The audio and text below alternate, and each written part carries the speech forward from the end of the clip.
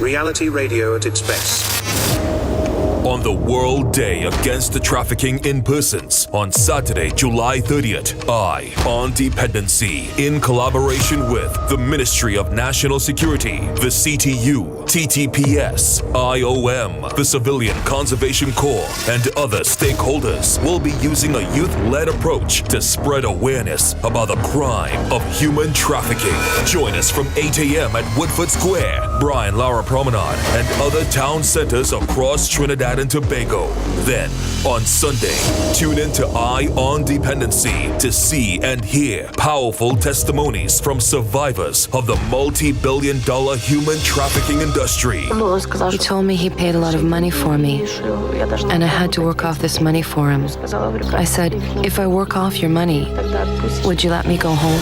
You don't want to miss Eye on Dependency this Sunday from 10 a.m. live on I-95.5 FM and streaming live on the Eye on Dependency Facebook page and YouTube channel. Eye on Dependency. We don't just share stories. We change lives.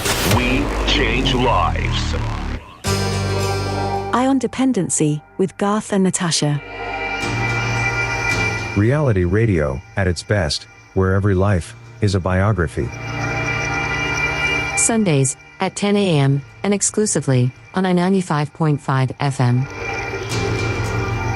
And streamed live on the Eye on Dependency Facebook page and YouTube channel.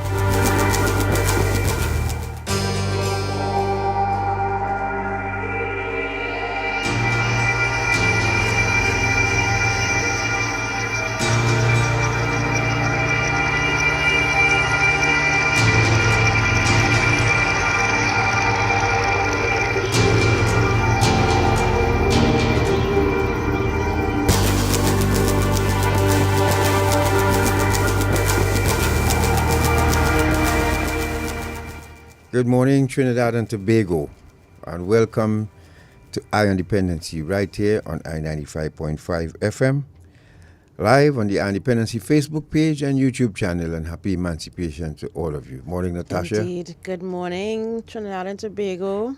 Good morning. Welcome to Eye on Dependency this Sunday morning, and we have a lot to share with you this morning, and this is all in recognition of World Day Against Trafficking in Persons, which was the 30th of July yesterday. And Garth will tell you all about what took place yesterday in collaboration with the Counter-Trafficking Unit, the Ministry of National Security, and the Civilian Conservation Corps. Yes, and not to forget the Ministry of National Security and the National Task Force Against Trafficking in Persons. Yes. We'll hear about all of that later on in the program.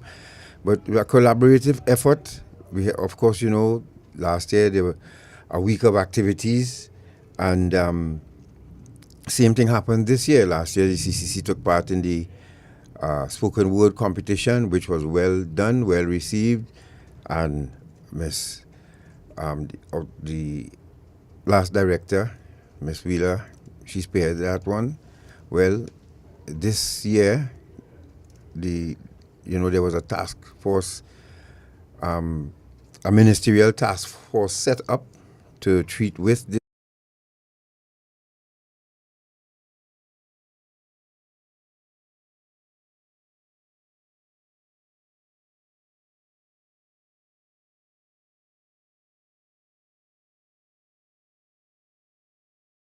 By Miss Parvati Hazel and Miss Medina and team, Miss Singh and Mr. Israel Absalam, came together with this effort again involving the Civilian Conservation Corps. So you will hear about that after we show this documentary that we have to show you, because it's in keeping with the theme and the observance. And we have so much to say this morning, folks, that we're going to keep it tight while we wait for you to join us. And of course, some of the youngsters of the Conservation Corps and their staff will be with us again this morning. Because after we show the documentary, we want to highlight the Civilian Conservation Corps. So anyone who has a number for the Minister of Youth Development and National Service, Mr. Cummings, please ask him to tune in. Also, the Downtown Owners and Merchants Association President, Mr. Gregory Aboud. Is Gregory or Gary? Gregory. Gregory? Yes. Right. Aboud, if you have anybody has a number for him, ask him to tune in too, please, as well. If he could log on to our YouTube channel or Facebook, would be even better.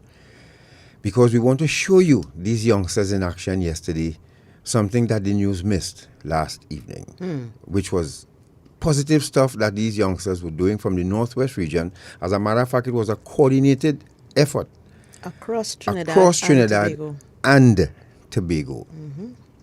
And these youngsters volunteered their time because they don't get a stipend for working on a weekend. And with the staff, they came out and they volunteered their time in the interest of national security and our country's position on the watch list, trafficking in persons watch list. They decided they're going to contribute their Saturday to educating the public on the ills of human trafficking. And we have a video to show you all 8 regions in action. It will bring a tear to your eye. Why? Because, well, maybe some of you hardcore and you might see it as nothing. But when Natasha and I saw that video that was compiled right after the event yesterday by the PR unit with the assistant team commander, you'll see his name in the credits, who sat with Mr. Gollop. And we want to thank Mr. Gollop too for being with us and all the step of the way. And you'll hear all the players we'll pay tribute to here this morning. But the youths are in focus today. Now, the documentary that we prepared, Natasha. Yes, the documentary is called Secrets of the Multi-Billion-Dollar Human Trafficking Industry, or Sex Slaves. It is an expose of sex trafficking in Eastern Europe. We think it was done around maybe in the late 90s based on, some of the things that you see in the documentary. And the makers of this piece did some undercover work following persons who were involved in the industry as traffickers. And the kind of things that you see in terms of who are the persons who traffic others into bondage, you probably wouldn't expect. And there are a lot of little clues about the act, the means, and the purpose, and some of the reasons why these young women get caught up. All of that is exposed in this film, and we really want to drive home the points that are raised. And you can see for yourself if you pick up any of the signs of trafficking in persons in this piece. Remember, they target the vulnerable, the poor, those who really struggling. And you see the wanted ads in the newspaper right now is a dangerous place for some, because you will see the ad that asks for models needed, or bartenders needed, or masseurs needed. And now in this age of technology, you don't even need to put an ad in the paper, because that's also anonymous. But you can place an ad on social media, and that is how a lot of women are coerced and tricked and trapped. Actually, that's the theme for this year. Into this bondage. And that, yes, as Garth mentioned, that is the theme for this year, is the use of technology in facilitating human trafficking. Yes, and because they know a lot of youngsters, a lot of the vulnerable spend a lot of time on their device. Yes. So now they are coming after you on your device. What do you do? Well, we will talk you through that today. Also, we have a photo of you hear the minister mention the drug yesterday, ketamine. And in some jurisdictions they say ketamine, but it's the date rape drug. It's a drug too that they use a lot in the sex trade and the sex slaves, where they subdue women, rohypnol, and then you will see pictures of pink cocaine too as well. That is something that I attended a C-card course webinar, and they introduced this to us. This is a thing. And by the time I got back home from last Sunday's program, somebody WhatsApped me pictures of pink cocaine tablets in Trinidad and Tobago where somebody advertising for sale. Think it's easy? So folks, we are up against it, and we have to keep pushing back. And how we do that? Well, it's what we doing here this morning. So let's start with the UNODC. Natasha, you could introduce this, please? Yes, this is the message on World Day Against Trafficking in Persons from the Executive Director of the United Nations Office on Drugs and Crime, Ms. Gada Wali. So, Shortman, you could run that, and we'll come back to set up the documentary before we go to the break. Yes. Connecting with each other online and over messaging platforms is part of daily life for billions of people around the world, especially youth. The internet has become a vital lifeline as the COVID-19 pandemic has restricted travel and kept us apart. But the advantages and potential of digital technologies to bring us together and better our lives are also being increasingly exploited by criminals. Trafficking in persons is a crime that exploits vulnerability, desperation, and trust. Traffickers take advantage of social media and other online platforms to exploit victims. The borderless nature of information and communications technologies enables traffickers to expand their reach and profits with even greater impunity. More than 60% of detected human trafficking victims over the last 15 years have been women and girls, most of them trafficked for sexual exploitation. Countless more people are in danger of being exploited today, as conflicts and crises increase misery and criminals target the desperate with false promises of opportunities, jobs, and a better life. To protect people, we need to protect digital spaces from criminal abuse. To do so, we must support countries to harness technologies for good. Partnerships with tech companies and the private sector can keep traffickers from preying on the vulnerable and stop the circulation of online content that amplifies the suffering of trafficking victims. We can assist law enforcement authorities to use, with technical support and appropriate safeguards, artificial intelligence, data mining, and other tools to detect and investigate trafficking networks. We can do more to raise awareness and keep social spaces online safe through cooperation with civil society and all stakeholders. On this World Day Against Trafficking in Persons, let us commit to preventing online exploitation and promoting the power of tech to better protect children, women, and men and support victims. So that was Ms. Gada Wali, who's the Executive Director of the United Nations Office on Drugs and Crime, and their message on the World Day Against Trafficking in Persons. So we're going to now go to a quick break, and when we come back, we begin this 7-part documentary, Secrets of the Multi-Billion-Dollar Human Trafficking Industry, Sex Slaves. And again, folks, this issue is to be taken seriously. As I said to our audience yesterday, and the people who came to Brian Lara Promenade, we deputizing you. Because those of you, it may not be, may not be paying attention to this, but there's a trafficking in persons report that is released every year. You heard the minister speak extensively on it yesterday, and last night it was carried on the news, on TV6 News. And we have to deputize you now to look out for Trinidad and Tobago. Notwithstanding, police, the CTU, the government, they have done enough, I think. Because we have sitting in our prisons people awaiting trial for human trafficking. That is what keeping us from going to tier 1, folks. And it's not, everybody has done their part. It's up to the judiciary now to take the battle and cross the line with it. And that seems to be a problem. We don't know why. And the longer these cases take, right now we know of a young lady who is in protection out of the country because she was rescued by the CTU, a sex trafficking ring.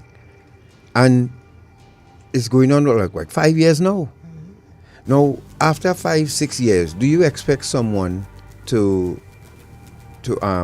remember everything? Do you expect someone still be willing to come and face their trafficker in court? Is it deliberate that this is happening, or is it just a case of slackness on the part of the judiciary? And I know they don't like us here, especially the folks in the judiciary, but it don't matter to us, At least we could sleep good at night knowing that we're looking out for our country. And I'm not really interested in getting invited to no magistrate or judge's ball. I telling you. So the truth is the truth. You are keeping us back. You are keeping the country back, and we getting licks on our calves because of the tardiness of the judiciary. The DPP did his job. The police did his job. The CTU did their job. The government continue to do their job by setting up this ministerial task force just recently, which I am a part of. So what else do we need? We need convictions to convict these traffickers. And you forgot to mention the gentleman is out on bail now. And the gentleman is out on bail now, imagine that.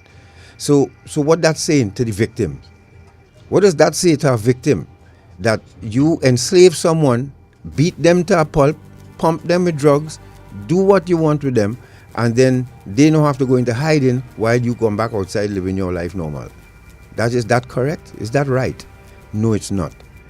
And we have to get with it in this country here and step up our game and stop, our country continue to get a bad name. It seems as though we're not doing anything that, about this issue. And as the minister said, now they mention public officials or high officials. I looked at the news, it said government officials.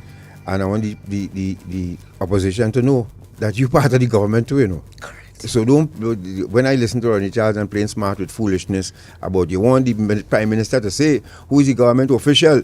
No, government means opposition and serving. Okay? So stop playing smart with foolishness.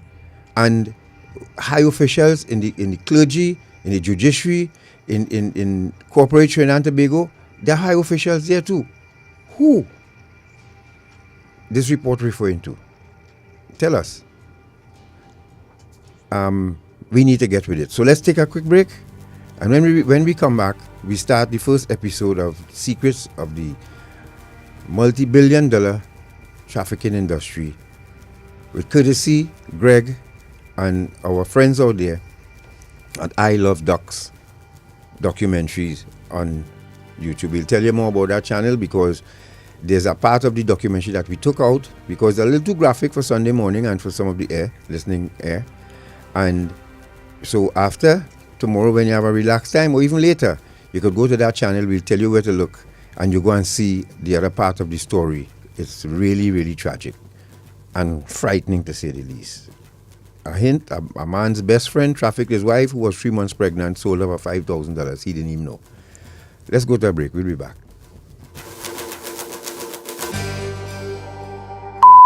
Don't become a headline. Doing construction, picking fruit or trimming trees? Keep bamboo rods, ladders, scaffolding, roof beams, oversized material of any type, and body parts at least 15 feet from electricity poles and lines. Before doing any type of work close to overhead lines or to the point of connection to your home, and before digging where there are underground lines, contact T&Tech for a temporary disconnection so you can work safely. T&Tech, the power to make it work. With the global expansion in the use of technology, the crime of human trafficking has fully conquered cyberspace. Technology is a powerful tool that can both enable and impede human trafficking. But future success in eradicating human trafficking will depend on how law enforcement and criminal justice systems use technology. It is essential to implement sustainable technology-based solutions to identify and protect victims, and to end human trafficking once and for all.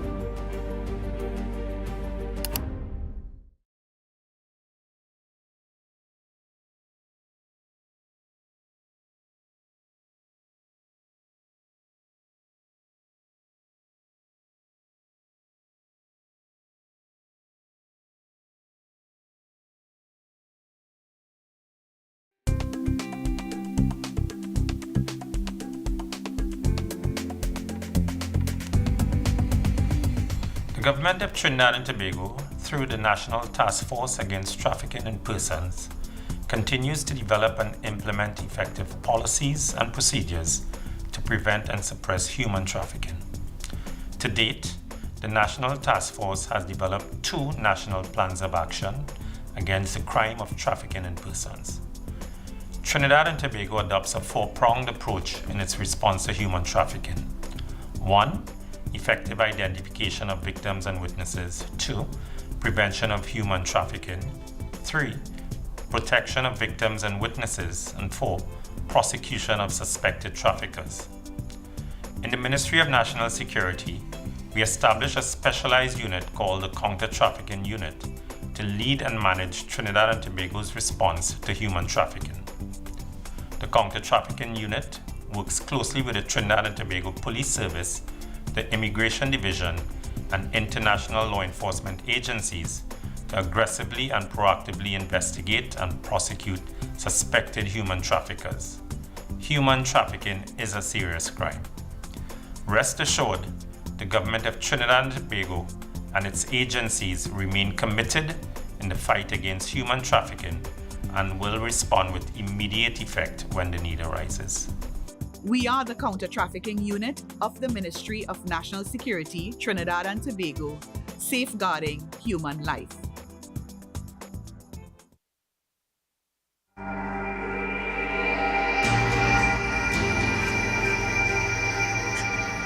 Thank you for staying with us. So we're going to jump right in because time is against us a little bit. So let's go straight to part 1, Secrets of the Human Trafficking Industry. This is an introduction to the undercover work that was being done by the documentalists. And you will see what a trafficker looks like. And what the young ladies will tell of the experience. Yes. Good morning to Ms. Chase from Southwest, Sir Winchester from Tobago, Keisha Charles from Southeast. Thank you very much for joining us. Anthony Permel, top man, good morning. Morning. And of course from Southwest region, Spartan Cody and Mr. Okay, I can't pronounce that. All right, so let's go to this. And remember, folks, you can join us live on our Dependency Facebook page or YouTube channel to see or hear on the radio. You just tune in, listen to this frightening thing. Let's go.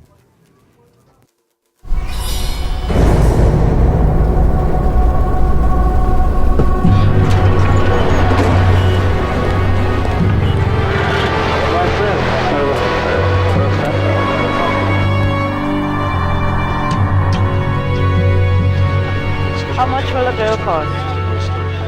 Around 800 if she's young and pretty. 500 to 600. That's what I get. The final price is higher, but I have to share with the middleman and the guy who transports them. Thousands of impoverished women from the former Soviet Union are being sold into the global sex trade. Can I see the girls? Sure, first I'll check them out to see if they're suitable. Then you could come and see for yourself. I'm not gonna sell you a cotton bag, right?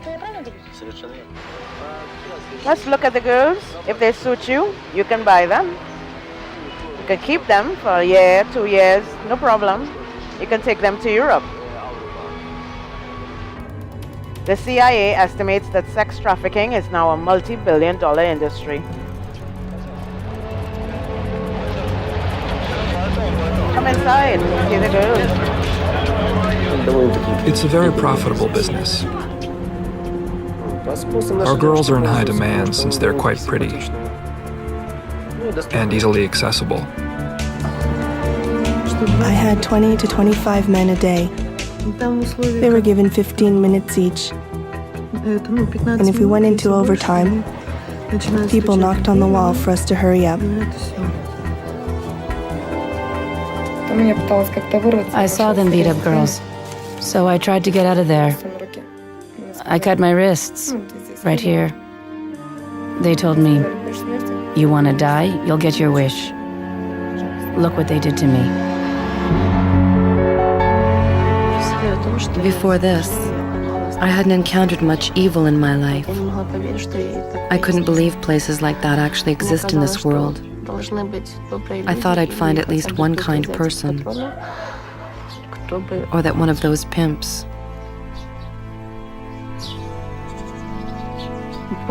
would set me free.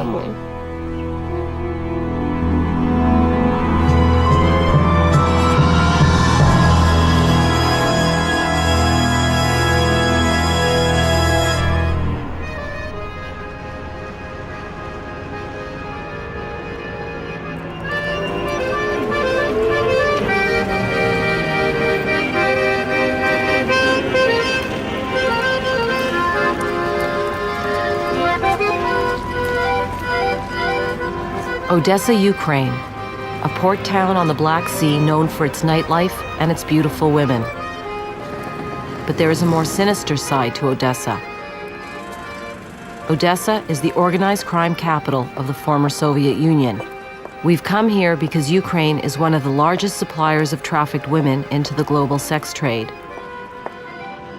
For decades, the port of Odessa was used to traffic arms and drugs. Now, it's used for human trafficking. Our crew is at the port right beside the famous Odessa Steps. Our cameraman is set up overlooking the main entrance. Posing as a tourist, I have another camera. We're here because we received a tip from the Ukrainian Secret Service. Frustrated with their lack of jurisdiction in Turkey, they've given us details about a suspected sex trader who regularly uses the port of Odessa to traffic young women to Turkey. Her name is Pasha. She's not tall. She's fat. Blonde with a short haircut. The Secret Service has told us that Pasha runs a legitimate business as a cover. She helps men and women from the former Soviet Union find domestic work in Turkey. She handles the travel arrangements and accompanies her clients on the 2-day boat journey to Istanbul. I thought I was going to work in a shop. We were told that there are lots of women from Moldova and Russia working there. We were told that we could earn $200 a month. She bought tickets for us.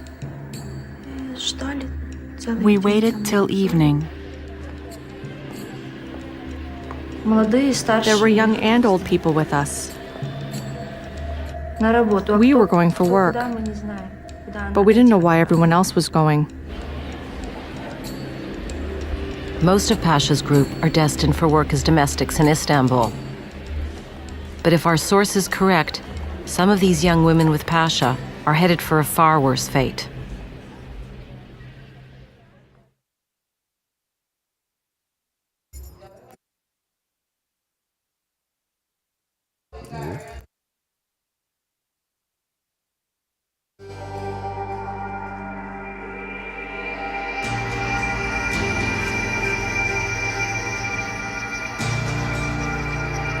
So that was part one of this documentary. And it gets worse. It gets worse, but this is just to set the stage for, you see how the young women are transported, who is their handler, what kind of work they're promised. And when they eventually end up in another country and they're handed over to other people, money is exchanged, and you'll see what happens next. And oh folks, today is Natasha's birthday, and CCC always joins us when Natasha celebrates her birthday. So I want to say happy birthday to Natasha. Today, she is actually her birthday today. Alright, so we'll celebrate a little bit later, but let's go back to, and good morning to all of you on Facebook who just joined us. Yes. From Queens, New York, especially good morning, and all you other trainees and who logged on, thank you very much. Let's go back to part 2 of this documentary. Remember, an observant.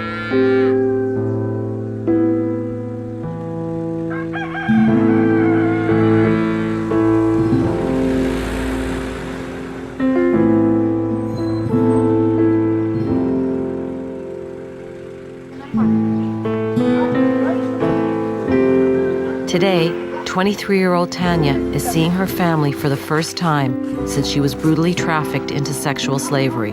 Спи, дитинко, спи, очка зажмури, я тебе мог колесати, пісеньками присипляти. Спи, дитинко, спи, маленька, спи, серденько.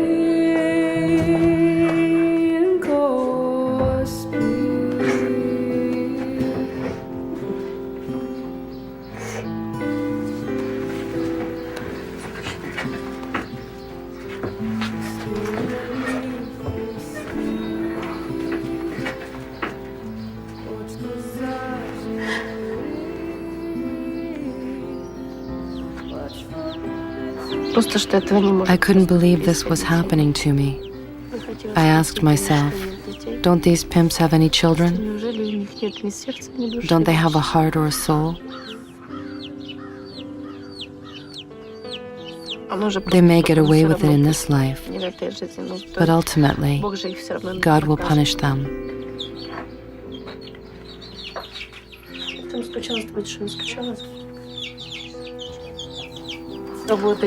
I worked as a cook at a cafe in the town of Nikolaev.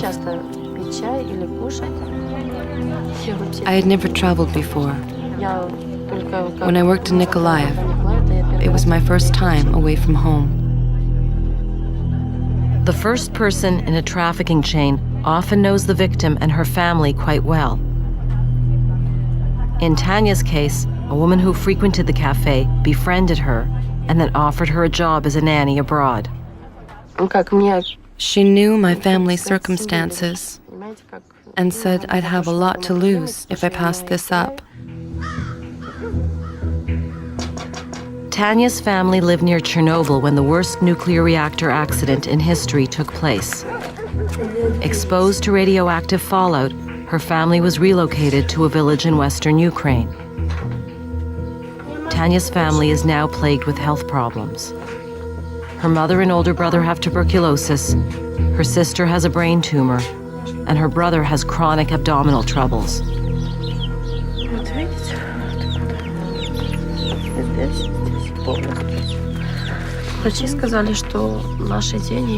The doctor said that we need a lot of money for special treatments. He said that if he doesn't get treated, we might as well order a coffin for him.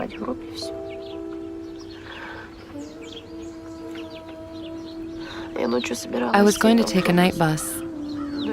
My daughter was asleep. I went to kiss her goodbye. She woke up and started begging me, "Mama, don't go away." I told her I won't be long. I'll come home very soon. She put her hand under the pillow and gave me her little wooden cross. She put it in my hand and said, "Mama, keep it with you." I said, "Why? It's yours." "No, you take it. It's my gift to you."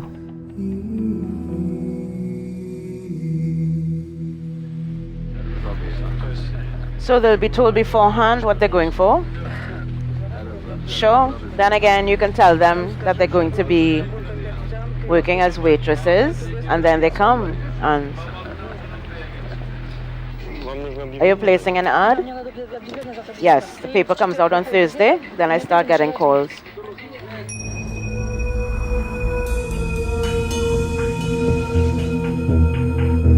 There are a lot of ways that these young women are recruited. One of the ways is in ads. They offer them jobs as nannies, as waitresses, as cleaning hotel rooms, and jobs that are real menial pay, but they want to do them because at least they're going to get something to send back home. But they're not realizing what is out there, the kind of scary things that are really out there. I meet with them to make sure they're the right age and have the right looks. Some people don't want scars, for example. They don't want them to have, what do you call it? Appendix? Yes, appendix scars. They usually take them anyway. The traffickers are very skilled. They know how to pick out vulnerable women. If you gave them 5 women, they'd probably make a beeline for the most vulnerable and get it right. Even if there's some niggling doubt in the back of their mind that this might not be, the perfect job opportunity, or there might be something a little bit dodgy about it, they're going to desperately want to believe that it's okay. So they're going to be far more likely to just take that risk and to go, because, what could be worse than the life they're having at the minute? And of course, there is something worse. How can I guarantee they won't run away? Once they arrive, be sure to take their passports away. Whoever meets them should take their papers from them. Of course, we'll tell them that we keep their documents, but you should take them away. I feel safer too. Anyone who works with people has to understand their psychology. You have to know how to lure someone in. They don't even have money for basic food. So most people try to find work abroad. Once they hear words like abroad or big money, they're hooked. It's good to get new ones, fresh ones, who don't know anything yet. We can take our pick. These people are criminals. They'll put their hand to anything that makes them money. They don't want to be caught, and it's easier to move women across boundaries and borders than it is drugs, because the customs are there, they know what they're looking for, but a woman coming into an airport with a luggage, a passport, very difficult to identify.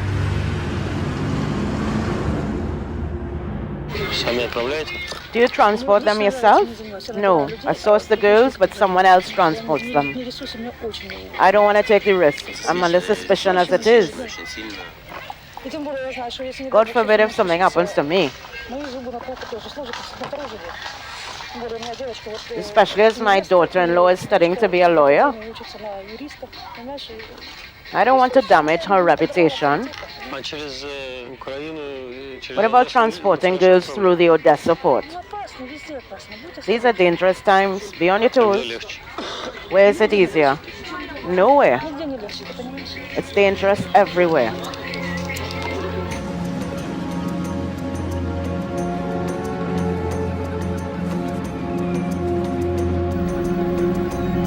Back at the port of Odessa, Pasha and her unsuspecting group board the ship for Istanbul. We took the ship Caledonia to Turkey. There weren't enough tickets in the booking office for everyone, so they crammed more people than usual in one cabin. I can't say I was very happy or excited. I worried a bit because we were heading for a foreign country. We hoped everything would be okay.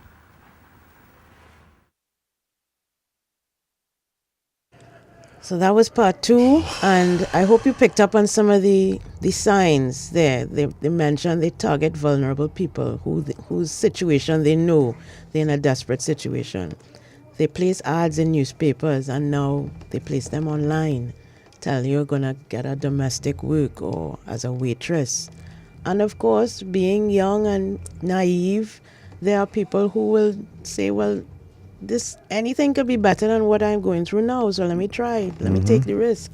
And added to which, time's hard for a lot of people. Yes. You borrow some money from money lender or big pusher, and I'm not talking about a significant amount of money, and you cannot repay it. They'll tell you, like, okay, all right, don't worry. We have something else that you could do for us. Your daughter, she's not working right now, so she could carry some drugs for us across to Canada or the UK. And you're indebted, or you have a family member who's indebted. And they will say, let me take your son on a little trip now. And next thing you know, your daughter and son disappear. Or you decide to take the offer because, as Natasha said, what's worse than what I'm experiencing right now? For those of you who experiencing internet issues, I hope your internet is back up so you can join us live on Dependency. Thank you, Simoy, for that heads up. Live on Dependency on Facebook or YouTube channel. Let's go to this quick break, and when we return, we go into part 3 and 4. You don't want to miss this. We'll be back.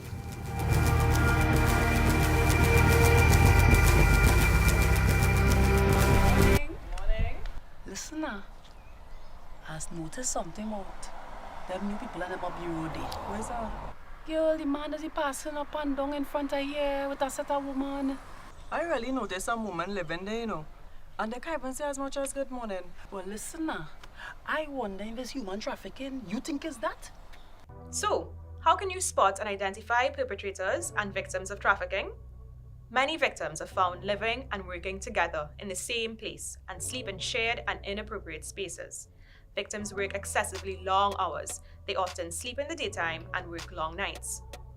They are often escorted everywhere they go and may appear to be malnourished.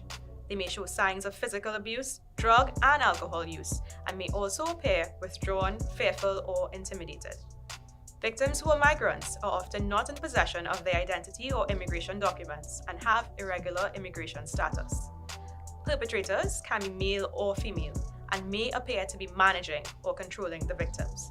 And they may even at times appear to be the victim's best friend, boyfriend, or employer.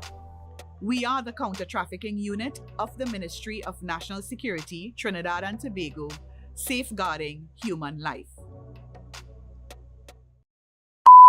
Don't become a headline. Doing construction, picking fruit or trimming trees?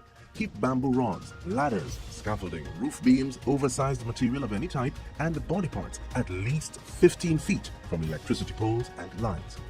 Before doing any type of work close to overhead lines or to the point of connection to your home, and before digging where there are underground lines, contact T&Tech for a temporary disconnection so you can work safely.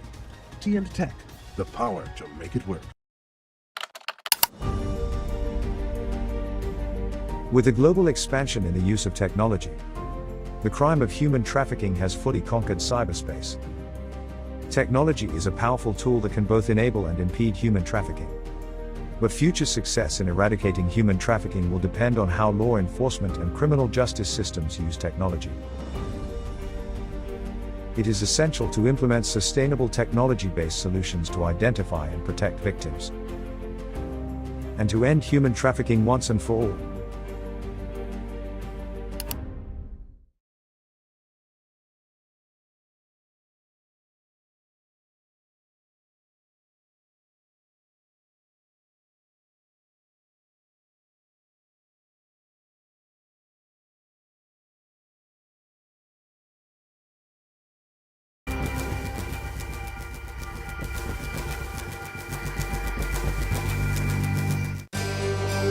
On Dependency with Garth and Natasha. Reality radio, at its best, where every life is a biography. Sundays at 10 a.m. and exclusively on I-95.5 FM. And streamed live on the on Dependency Facebook page and YouTube channel.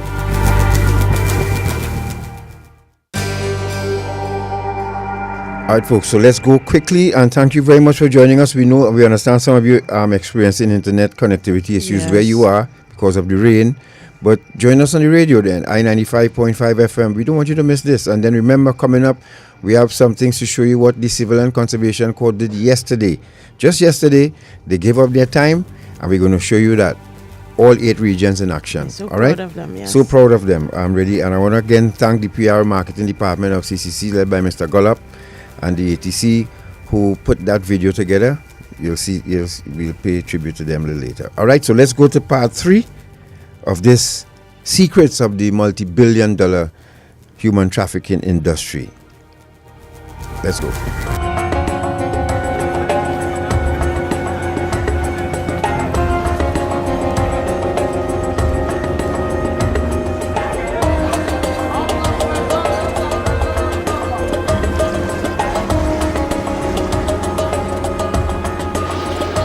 We follow Pasha and her group through Turkish customs.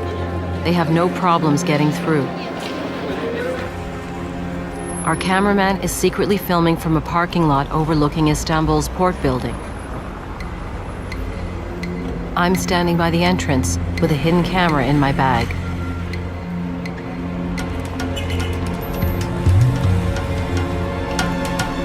She's walking right towards us. According to our sources in the Ukrainian Secret Service, some of these girls will be sold to brothels across Turkey.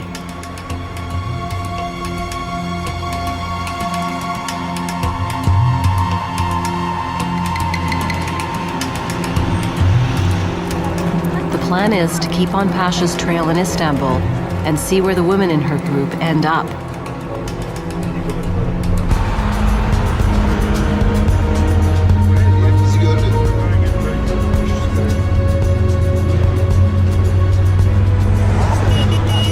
Our Turkish fixer has a good idea of where they're headed. They are going to Aksaray, that place, Russian district there. Aksaray is a bustling district in the heart of Istanbul, home to countless expatriate Soviets, many of them migrant workers. Compared to the life left behind in the former Soviet Union, Aksaray is full of employment opportunities, a chance to earn and save for a better life one day. But for many young women, Aksaray is the bitter end to their dreams.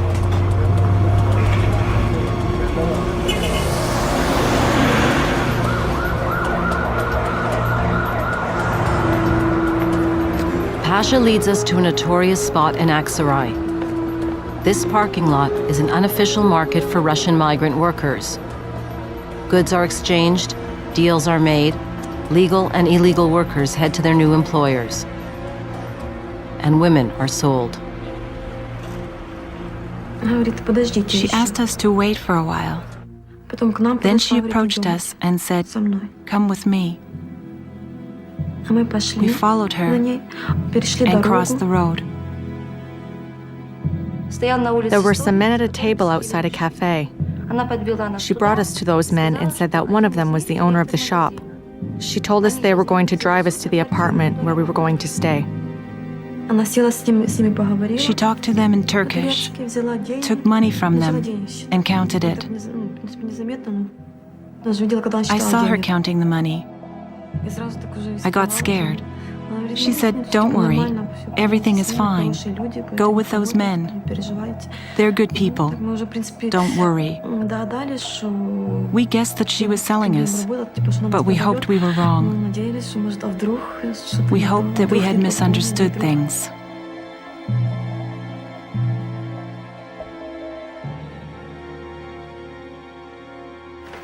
Back in Ukraine, we showed Anya and Katerina our footage.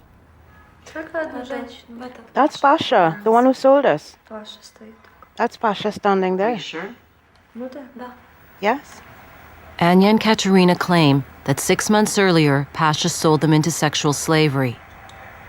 In almost every detail, their story matches what we witnessed firsthand. That's the woman who brought us to Turkey and sold us. Look, there's the money, just like that.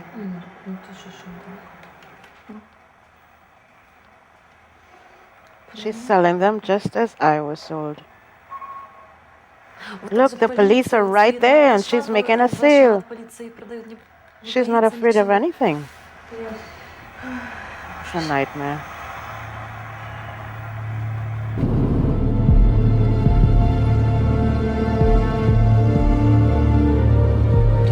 They brought us to an apartment. That night, a man woke me up. He told me to get dressed because I was going to work. I asked him, "Why am I going to work now?" He said, "Get dressed and you'll see." He took me to a hotel. It was a nightmare. He simply raped me. I screamed and tried to run away. He was so cruel. I pleaded with him and begged for mercy. He laughed at me and continued what he was doing.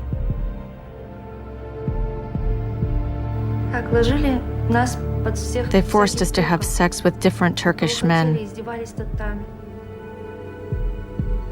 They did whatever they wanted to us.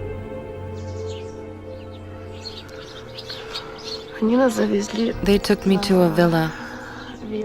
It was a 2-story house. They locked me in. I was shaking. I told them that I refused to do it. They said, "What do you mean you refuse? That woman sold you for $5,000, and now you belong to us." They didn't see us as human beings, but just as whores, just as flesh that they could use. That's all. People have said to me, well, these girls can run, and they can't. They're taken to these apartments and these houses, usually in remote areas, and men come in and break them. They test drive them. They tell them you will move like this, you will do that, until you become compliant. And they make her submit to every indignity in front of all the girls, and they beat her and do whatever, even if they kill her. And all the other girls fall right into line. Everything depends on the psychological state of the girl. If she has a weak psyche, she usually breaks down and accepts that she'll have to work as a prostitute. If she can't be persuaded, she'll be physically forced to do it. I started crying. I said that I wanted to go back home to my child. The other girls told me, we also have children, and we also work, and you'll have to do it too. There's nothing you can do about it. They said they all got there the same way I did. That little cross, I always had it in my hand. Prayed. Asked God to somehow help me get back home.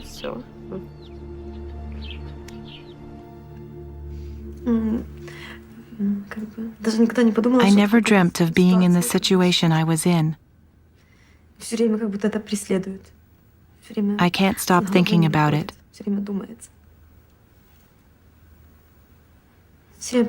Those images continue to haunt me.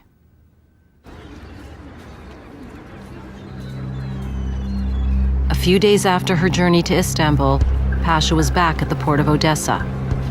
Her business done, she was off to find another group of clients.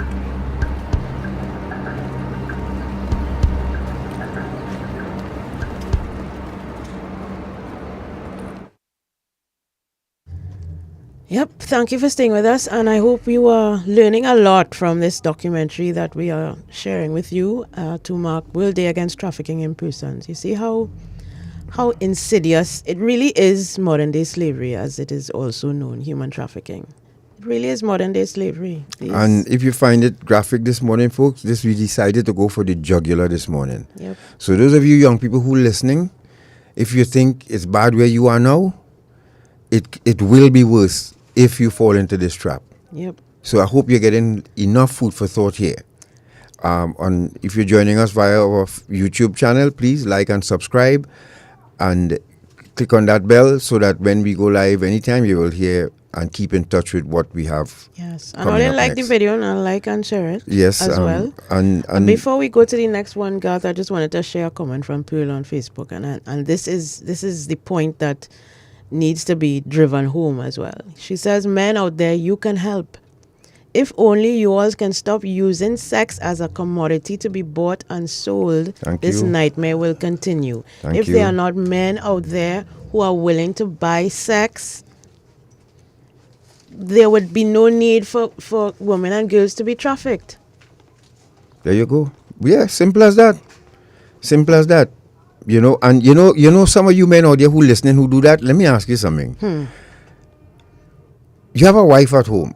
You may have a girlfriend, a significant other, but you will go and lay with someone who before you went there had about 10 men before you. You understand what you're doing? No, there's a thing called spiritually transmitted diseases too, you know. Just like sexually transmitted, there are spiritually transmitted diseases, and there are a number of people who walking around this down here with zombie, and let me use the word zombie, who soul very corrupt, you know. And they go in and sleep with these women, and you go in and enter that same portal that they did, and I use the word portal for a reason, and then going back home to your family with that vibe. You know, it is not nice. So we go to part 4, secrets of the multi-billion-dollar human trafficking industry. Okay.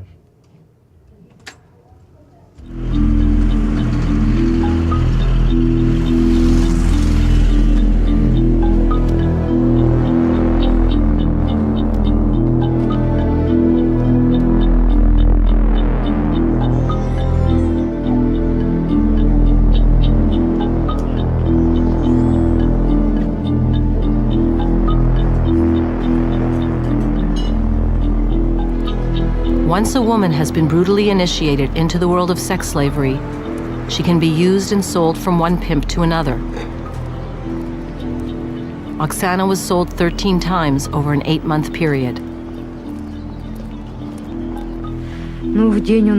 We serviced between 8 and 15 men a day.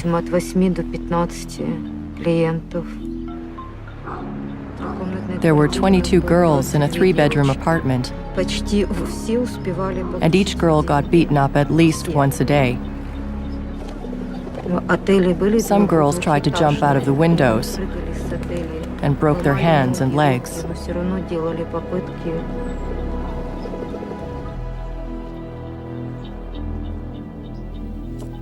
I was like a soldier going to battle who doesn't know if he's going to be killed or not.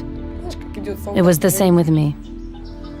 And who's going to look for me? My mother? Try to convince the police to help.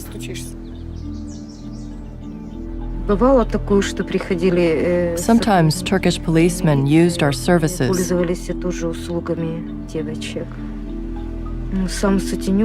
I knew from one pimp who I talked to quite a bit that he bought off the local police. One girl ran away and went to the police for help, but she was taken back to her pimp.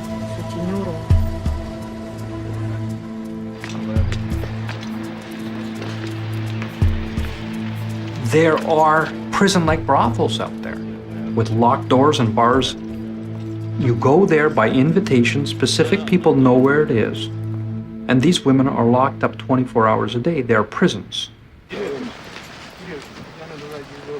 Posing as interested clients, we found someone who would lead us to a private brothel discreetly tucked away in a typical Turkish residential neighborhood.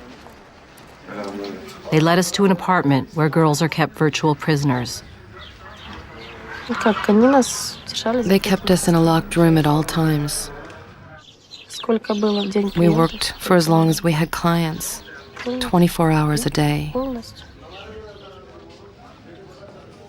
The ground floor apartment had bars on the windows, and they had guards watching the girls. To get them to cooperate, the traffickers offer their victims some hope. They suggest to the women that they can work their way to freedom by paying off their purchase price.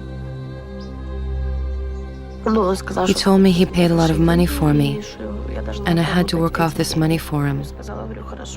Okay, I said, I'll work for you, and I won't create any problems. I said, if I work off your money, would you let me go home?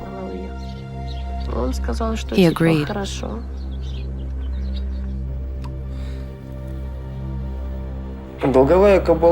Debt bondage represents the money that a girl is told she has to work off. That amount is easily inflated if the pimp wants. That way, the debt never goes away, and she continues to work, without ever receiving a penny. He said, you'll be paid $500 a month. But the girls told me, he never pays $500 a month. He always finds a reason to fine you. For example, if a client asks you to do something and you refuse, and the client complains to the pimp, he'd charge you for a month or two, and you'd end up working for nothing.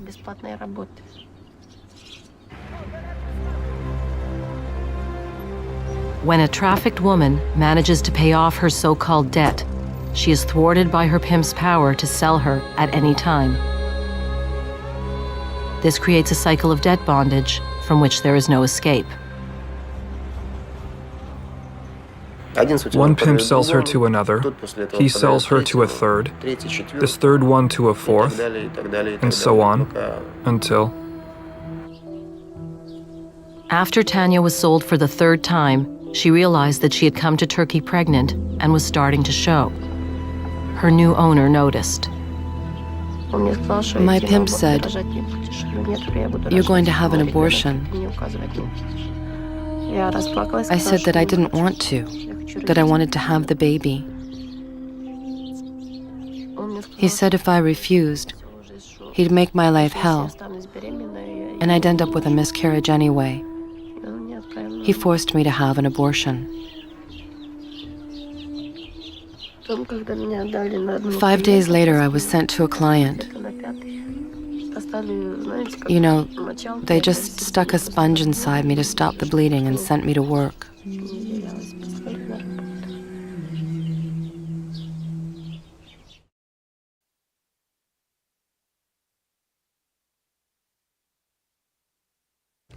All right, folks, thank you very much. It seems as though we're having some problems with the internet connectivity at the YouTube channel. Excuse me. So you will have to redirect your link to the Facebook channel, if you can, please, to the Facebook feed. Just search Ion Dependency on Facebook, and you yes. should find the live video that we have on our page. Yes, so we'll give you some time to do that when we take this break and return right here. So let's go to the break, and if you can redirect yourself to... Or listen on the radio as well. Or listen on the radio as well. That's also all right? an option. All right, so let's go to the break. We'll be back. Let's hope this internet feed returns.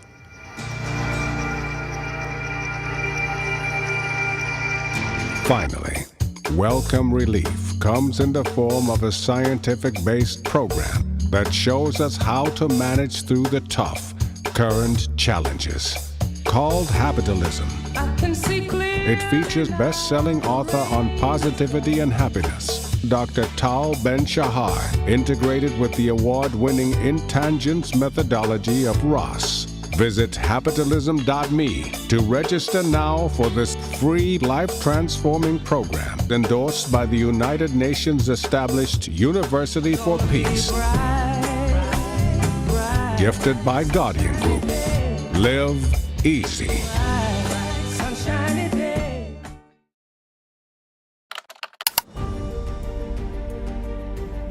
With the global expansion in the use of technology, the crime of human trafficking has fully conquered cyberspace. Technology is a powerful tool that can both enable and impede human trafficking. But future success in eradicating human trafficking will depend on how law enforcement and criminal justice systems use technology. It is essential to implement sustainable technology-based solutions to identify and protect victims, and to end human trafficking once and for all.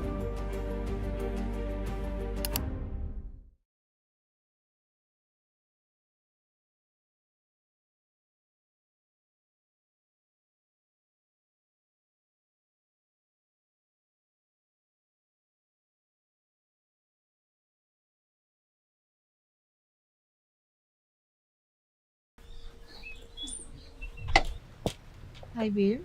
Hey, hi, how are you? Good morning. You busy?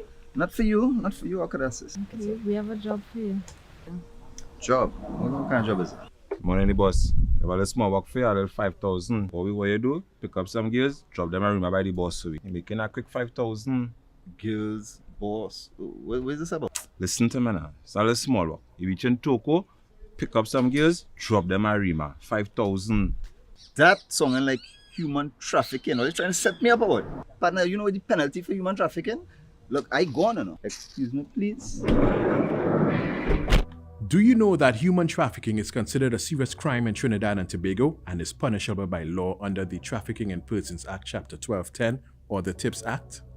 The penalties for recruiting, receiving, transporting, or housing a victim of human trafficking are a minimum of 15 years for trafficking adults and a fine of $500,000, a minimum of 20 years for trafficking children and a fine of $1 million, a fine of $350,000 and imprisonment for 12 years for transporting a person within or across TT borders for the purpose of exploiting that person for prostitution, a fine of $400,000 and imprisonment for 15 years for persons who receive a financial or other benefit from tips, a fine of $500,000 and imprisonment for 20 years for any person who receives a financial or other benefits from trafficking children, an additional 15 years imprisonment for any trafficker who uses or threatens to use a dangerous weapon on a victim, or where the victim suffers serious bodily harm, or the victim contracts a life-threatening illness or is sexually assaulted, or if the trafficker abuses his power as someone entrusted with the care or supervision of a child victim. imprisonment for 25 years for any member of the Defense or Protective Services or any official or public officer having the powers of arrest who commits an offense. Court can order forfeiture of convicted traffickers' property. A company can be fined $5 million for engaging in tips. We are the Counter-Trafficking Unit of the Ministry of National Security, Trinidad and Tobago, safeguarding human life.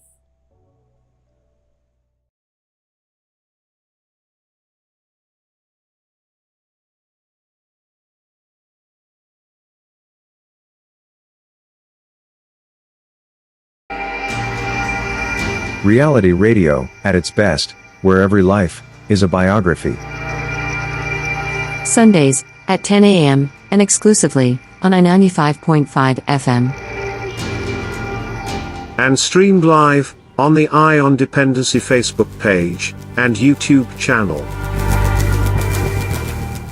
Alright folks, thank you for staying with us. Let's go quickly now, let's go straight to part 5. And remember, if you got you lost the internet connection on YouTube, you can go to our Facebook page, Dependency, to continue with the story or listen on the radio. All right, so let's go to part 5 of Secrets of the Multi-Billion-Dollar Sex Trafficking Industry or Human Trafficking. Let's go.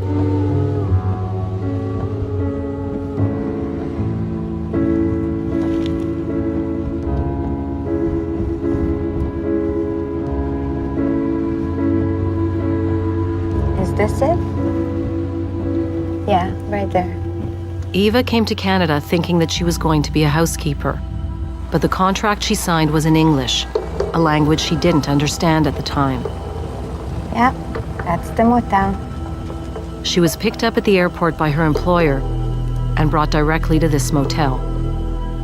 It doesn't look exactly the same. It feels really weird.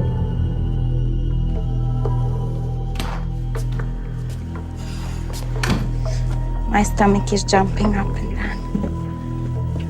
The doors used to be burgundy.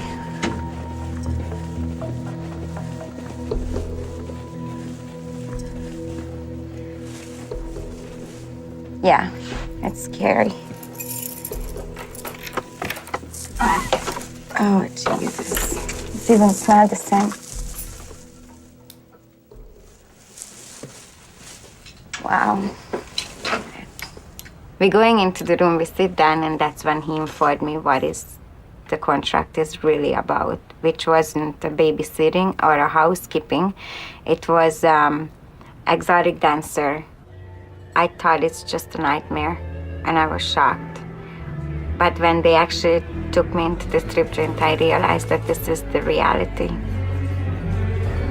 That was the very first strip joint I ever seen in my life. Unbeknownst to Eva, she was brought to Canada by her traffickers under the exotic dancer or stripper visa program. Under this program, thousands of women were brought to Canada legally, often ending up trapped by their employers. Canada is complicit in the trafficking of women by legalizing the stripper visa. So what have you just done to these third world women, these women from destitute countries? You've made them prisoners, but you've legalized their situation. So they're beaten up in these bars. They are forced to commit all kinds of sexual acts. And the Canadian government has sanctioned it by stamping a visa and saying, come to Canada to strip.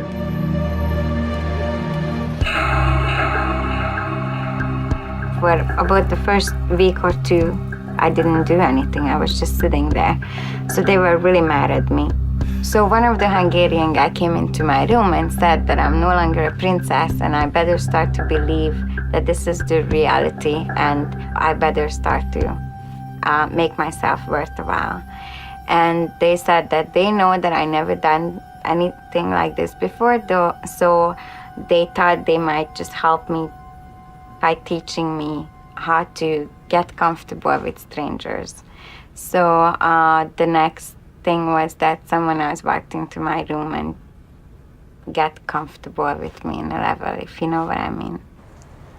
When guys just came in and taught me how to be a good girl, that actually took a place on this bed.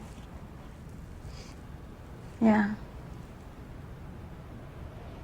They could force you to have sex whoever they want. over that, I had no power, and they did have power over me. I never thought that something like this could happen in Canada. These women are being trafficked to the West. Canada's probably 3,000, 5,000 a year. In the United States, they figure 20, 25,000 a year. But Europe is the major destination. Germany, upwards of 80,000, 40, 50,000. In the Netherlands, Spain and Italy and Turkey. All of these countries are getting trafficked women. Anywhere there's a horny guy, there are trafficked women.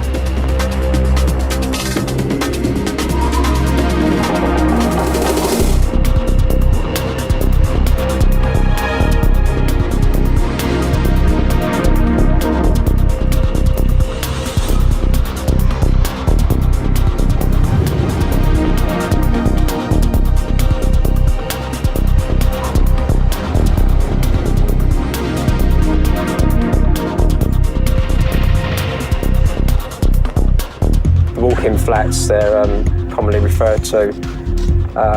It's basically a brothel. And most of the girls that work in them flats are Eastern European. I mean, it's got to be 90%, hasn't it? It really is quite very high, especially in this area. I mean, in Soho, I mean, virtually every flat you go into, the girls will be from Eastern Europe. So the walk-in flats are generally situated between the shops. And they're sort of mostly identified by a little sticker on the door which will say, for example, model upstairs.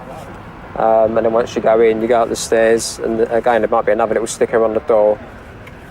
A lot of them come over here on false pretenses, on the understanding that they're going to be working in a hotel or a shop, or basically anything. But then when they get here, it's a different story. The scale of the problem is huge. There are thousands of women trafficked into the UK for prostitution. Not just London, Birmingham, Manchester, Liverpool, all got quite big trafficking problems. It's like not life. It's like you not live, like you dead. And people use you only.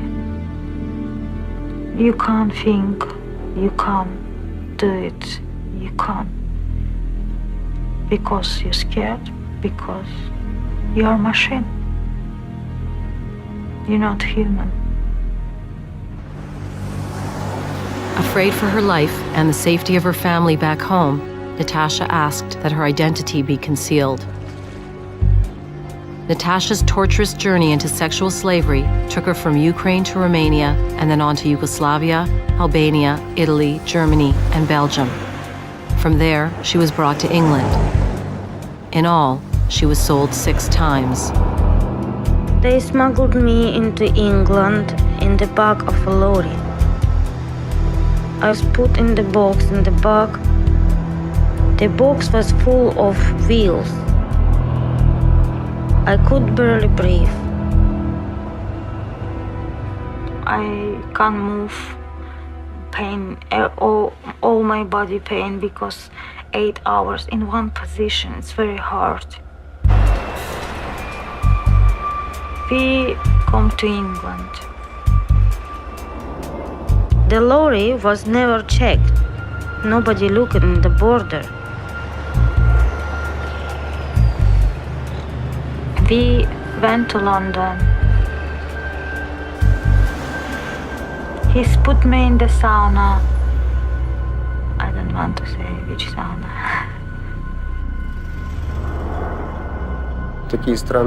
In countries like England or Germany, girls are more expensive. The price of a girl depends on how good-looking she is and how obedient she is. Pimps want to know if she's going to be a problem.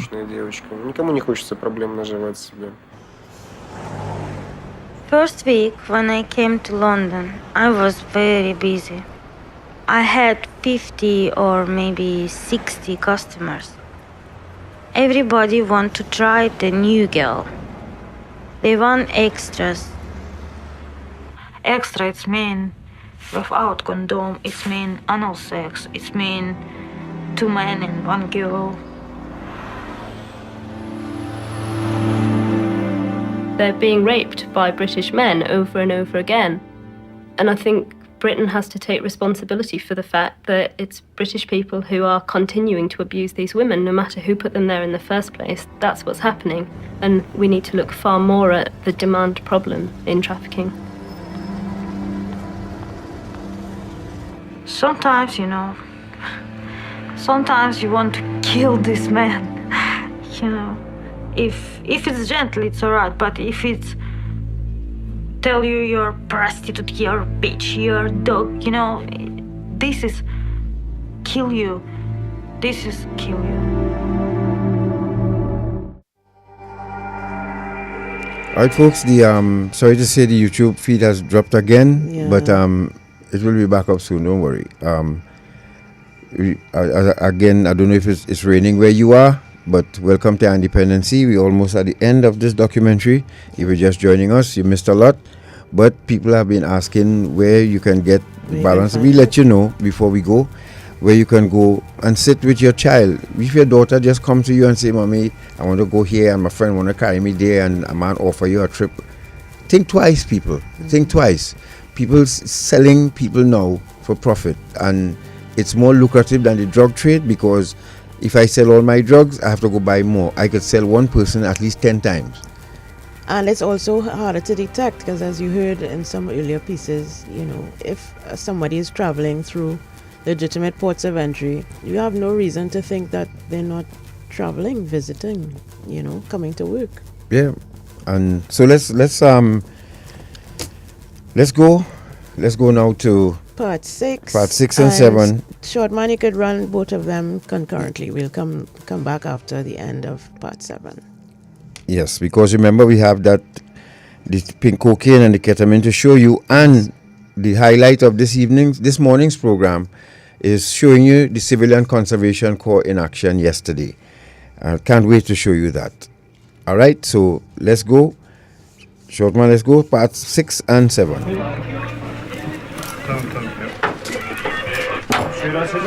Most trafficking victims have no way out. A few manage to run away, but most are discovered and arrested as prostitutes in police raids. Their brush with authority is the beginning of a new nightmare. When the cops find them, they deport them. The police just simply bring them to the immigration authorities, and they are deported. They're re-victimized yet again by the system. So they have no recourse to anything because they're in the country illegally. In most countries, these women are treated as illegal immigrants with no access to the justice system. The authorities simply view them as prostitutes.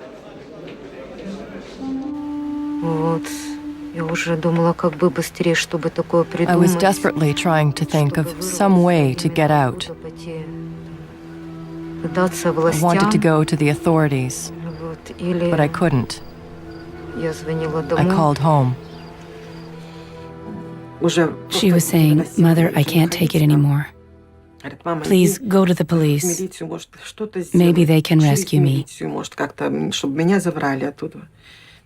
I went to our police, and they said, didn't she know what she was going for? Meaning, she knew what she was getting into, and we don't deal with prostitutes. These women have been trafficked into prostitution. They don't want to be there. They don't want to have sex with the men who come in, and if you don't want to have sex with someone and it happens anyway, that's rape. And I think we need to stop looking at these women as being criminals, and we need to start looking at them as victims of crime. Natasha was arrested during a police raid in the London sauna where she worked. The police came and took me to the police station. I didn't have passport, I didn't have any documents. If they don't let me stay here, I don't know what I'm going to do. If I go back, I'm scared of what would happen to me. If if these females are deported as prostitutes, sent back to their own countries, invariably they fall back into the hands of the exploiters, of the traffickers, of the pimps, who literally turn them round and send them back again into another town, into another city, via a different route. We need to break that particular loop. We need to break that particular circle. There are a lot of young women who have gotten jobs, legitimate jobs, 10%, 15%, 20%, who knows? So they're willing to roll the dice. And in rolling the dice, when they leave their country, they're saying to themselves, is there going to be a real job, or am I going to be, thrown into the prostitution trade?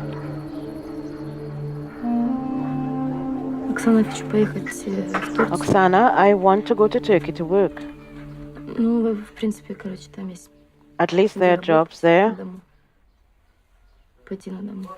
I'll be paid $300 a month. I don't want you to go. You know what happened to me in Turkey. Girls are stolen there. And you know yourself what those girls had to do.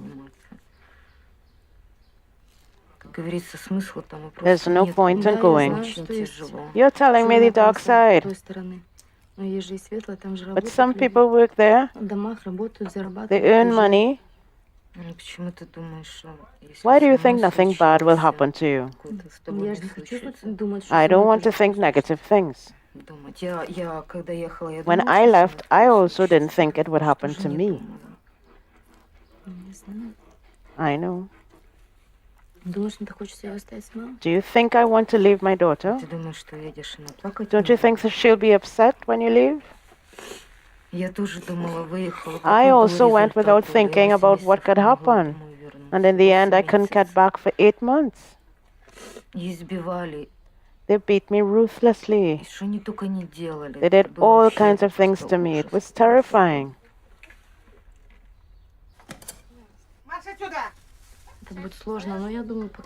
It'll be hard for mom to take care of a child, but she'll get used to it after about a month.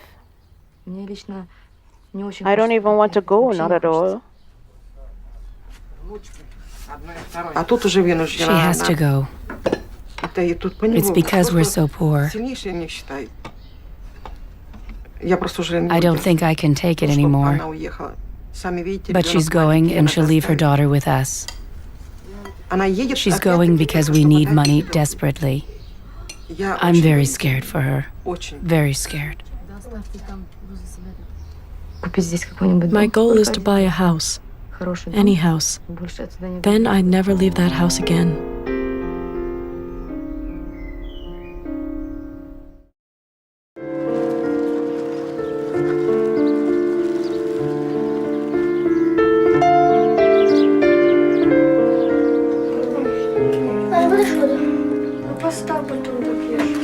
Tanya was saved in Turkey by a sympathetic client who bought her out. She returned home penniless, only to discover that her brother's condition had worsened. Out of sheer desperation, Tanya has decided to go back to Turkey to prostitute herself. I have no other choice. We've borrowed a huge amount of money because we didn't want to lose him. And we've been told to pay it back. If we don't, we'll be in trouble, especially our children. Anything could happen to them when we're not around. So I have to go there to earn the money. Please understand that I just want to save my brother.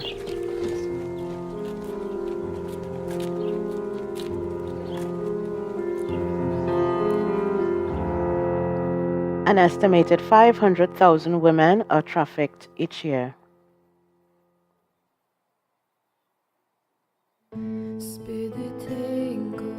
Eva took her trafficker to court. She lost the case. The Canadian exotic dancer or stripper program was discontinued. Anya returned from Turkey HIV positive. Natasha applied for asylum in the UK and was denied. She's appealing the decision. Olga is working as a domestic in Turkey. She sends home $200 a month.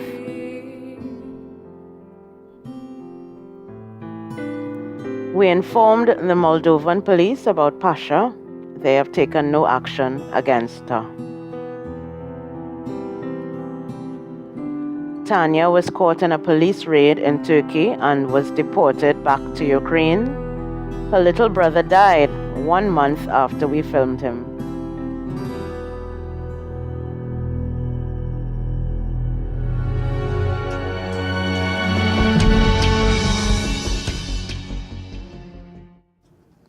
All right, folks, so there you have it. That's it. Courtesy I Love Ducks, and you can find them when you, after this program, you can go to the YouTube channel I Love Ducks, and you will get the other part of this story too. There's as I said, there was a gentleman whose wife was trafficked, and she, even though she was pregnant, she was sold, and he went looking for her, and he did not give up till he found her. That's really interesting. But this is it basically in a nutshell, folks. This is what you go through. This is what traffickers do to you. They don't care. There's just a brutal trade that they just see you as a commodity. People will sit around a table and negotiate a price for you, and you will have to do their bidding, and you cannot say no. And all of these things, everything that you saw here, is not just happening in the Ukraine and Turkey and in Europe. It's happening right here in Trinidad and Tobago. We have police officers right now in prison, and you heard what the lady said. She reported them to the police, and the police, what they did, took her right back to the pimp. Yep. So and this is why I was saying to Dale and Marlon on Friday that some migrants refuse to give up themselves because sometimes they might walk into the wrong police station. Yep. And a police officer that they may have been a client of theirs. That's right. How does that so go they they walk in and they actually seeing officers who were their clients. And it's really sad that we have these type of folks in our service. But we look after the casualties. There are people who are charged with going after high officials and law enforcement officers. They have their task. We have our task here to look after the victims or try to prevent you from being a victim. That is what we're doing here today. So we thank you very much for joining us.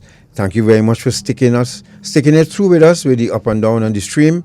But we are still here. Now, Shortman, put up the pictures, I and J. Let me show you what is available in Trinidad again today to add to the list. It's called pink cocaine. I, been in this business for so long, never even knew that it existed until I attended this webinar. And this is what pink cocaine looks like. Now, if you see this in your child's bag, you will think it's some kind of candy, some kind of sweet, right?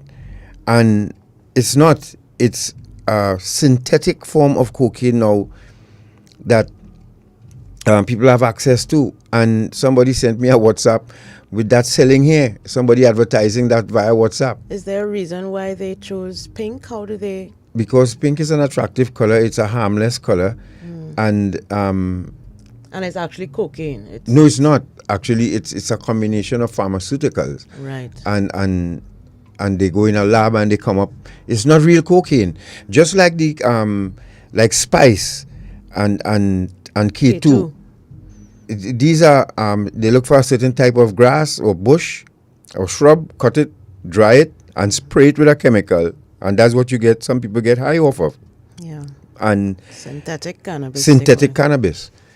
So you have to be very careful. Your generation now, folks, you all have it real hard because you have so many things to choose from, and then this is part of the trafficking game. Now go to the ketamine that the minister spoke about yesterday, and Shortman, you could show them that. And this is for you youngsters as well. This drug, along with Rohypnol and all of these, are date rape drugs, and they are pumped into you so that you could forget what happened the night before. Shortman, could you put up the picture, please, of what ketamine looks like? You hear yes, you hear the minister speak about it over and over and over every time he gets an opportunity, and it's odorless, it's colorless. It can be used. It comes in tablet form as well, and that can be slipped into a drink, and you don't even know. The GHB and all of these other This one is called Special K.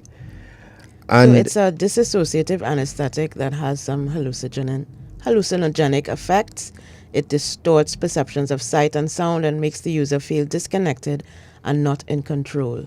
It's injectable. That picture you're seeing on the bottom left. Short-acting anesthetic for use in humans and animals. It can induce a state of sedation, feeling calm and relaxed, immobility, relief from pain, and amnesia. So you have no memory of the events while under the influence. Right. And that is why it is abused for its ability to produce those dissociative sensations, and it's also used to facilitate sexual assault. Mm-hmm. And this is what some of these girls are pumped with, and which make them even more of a slave.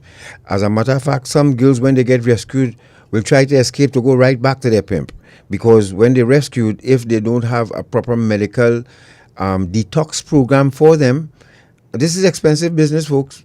And when you rescue victims of human trafficking, you must have as well a detox program for them to pump these drugs and get these drugs out of their system. And if not, they will run away and run right back to their pimp, not because they like what's happening, no, but the craving for the drug will drive them right back in the arms of the pimp. So, Gary, so folks, you online, I hope you're seeing it. I hope you're understanding. I hope you're following us here this morning. Now, before we show that video of CCC in action yesterday, I have a rant to go on, right? But before that, I want to say, Jasmine, good morning. Jasmine from Southwest region. Let's say hello to some of these folks here. Yeah. Natasha Campbell, South Central in the house. Shane from Southwest region. Troy Miller, morning. And this is from regional coordinator from the Northwest region. Boyce, Dewberry Boyce from Southwest region. Joseph from Southwest. Jamil Etienne from Southwest. Southwest well represented here this morning. Tyra Romeo from Southwest. Hannah David from Southwest. Anthony George from Southwest. Ricky Eddy from Northeast region. Nicole Fontaine, good morning. This is so heart-rendering. How do you get back to any normal life after being a victim of it's so devastating, it's true. It is, how do you really get back to normal life, after this? Good morning, everyone. Elijah from Northwest region. Janice Blake, good morning to you. John, good morning. John from Northwest region. Shaquana Brown, good morning. Shaquana Brown from Northwest region. Janice Blake. Yes, Janice, you heard a trainee accent. That was actually Natasha narrating for the parts that didn't have that narration. So that was actually Natasha's voice. And Brian, good morning, Brian Patterson. And of course, Southwest region, Aaron Sukdar. Who we have there on... Where are you on? Facebook yes, or YouTube? no, I was on YouTube. Oh, Facebook. Yes, this morning is for CCC, folks. We want to have CCC highlighted this morning more ways than one. Did anybody call Mr. Downtown Owners and Merchants Association president for us? Did anybody alert Mr. Cummings, Mr. Youth Development and National Service? Yeah, we need him to see this. We need you to see this. So I hope you're logged on, sir. And are you ready for this video, folks? We could run it about twice to you. So, short man, let's go. Let's play it. Yes. It starts with the introduction from Major David Benjamin. Let's go.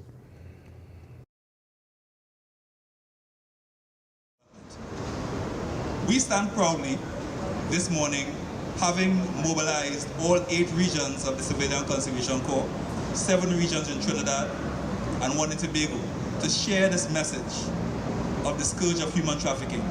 And we understand the value in this effort, and we commit our continued support for the work of the Counter-Trafficking Unit of the Ministry of National Security.